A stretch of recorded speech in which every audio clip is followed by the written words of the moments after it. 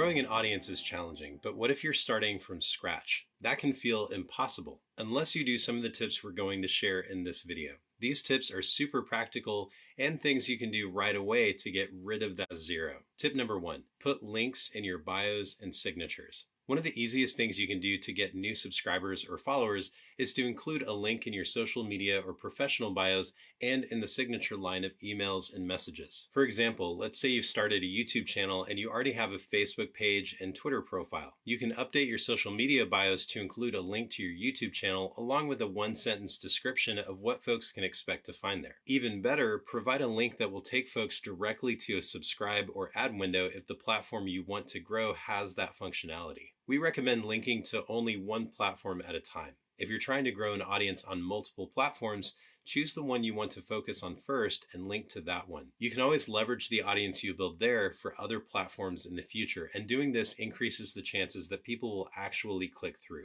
Tip number 2, direct message people in your existing network. Audiences are built one person at a time. While someone with a larger audience does have the advantage of social proof, growing from scratch basically works the same way. A person becomes aware of you, is convinced that what you have to share is valuable and worth following, and makes the choice to become part of your audience. Within your existing network, that first step is already taken care of. They're already aware of you. Now all you have to do is, one person at a time, guide them through the other 2 steps. Whether it's your friends list on Facebook, your email contacts, or even just the contacts in your phone, there are likely people who know you, care about your success, and would genuinely find value in what you have to share. Take the time to message these folks one by one and just let them know what you're trying to do, that you thought of them because they might find what you have to share valuable, and invite them to be one of your first supporters. You'd be surprised at the number of folks you can add to your audience this way. And this can even work with folks that maybe you haven't been in touch with for a while, but you've been wanting to reconnect with. Reach out and let them know you've been thinking about them and ask them what they've been up to. Most of the time, if you're genuinely interested in their life, the conversation will come back to what you've been up to, and then you have an opportunity to gently let them know about what you've been doing.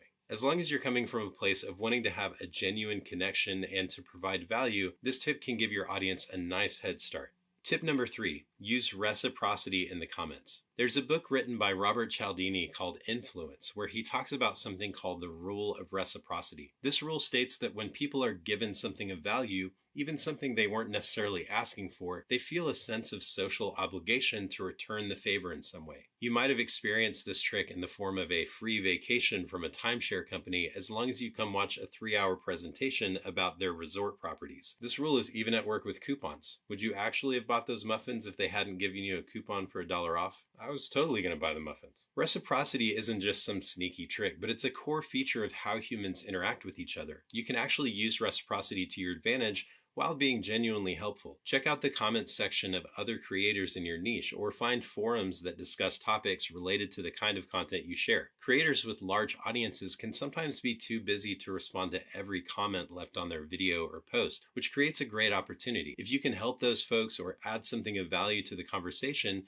and you do that consistently over time, people will remember you and feel compelled to see who you are and what you're all about. Remember tip number 1, when they eventually click on your profile, have that link ready to go. It's important to note here that the comments section is not the place to share your link or to try to get people to join your audience. It might feel at first like you're just giving knowledge away and not getting anything back, but reciprocity is a powerful force that, if given enough time, can bring folks into your audience who already see you as an expert. Tip number 4, make real-life connections. In today's digital world, the idea of an audience feels a bit ambiguous. There are subscriber numbers and follower counts, but those numbers represent real, living, breathing individuals. In your everyday interactions, you likely cross paths with people who would be a good fit for your audience. Those could be people you chat with in the grocery store or meet on a bus or train. These people might be in your religious circles, or they might be part of a business networking group. There's a similar principle we use for tip number 2 that also applies here. One of the best ways to find out if what you offer might be of value to someone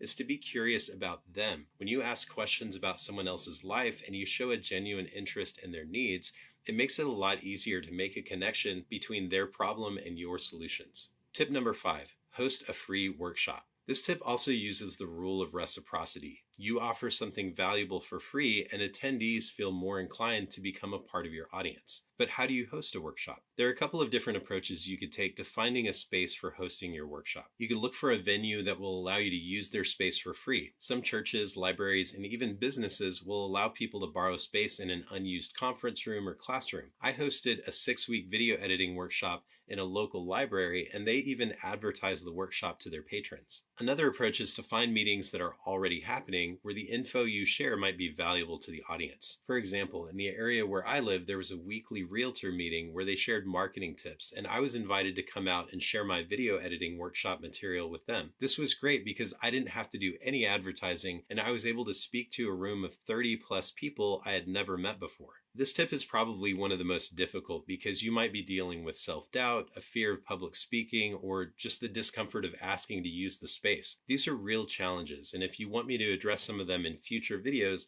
let me know in the comments. But if you can work through those challenges, hosting a workshop on a regular basis can be a really reliable way to grow your audience. Those are our 5 tips, and I hope you're able to put some of them into action today to start growing your audience. I want to hear from you. If you've grown an audience from scratch, what are some of the methods you used? Let us know in the comments below. Thanks for watching, and I'll see you in the next video.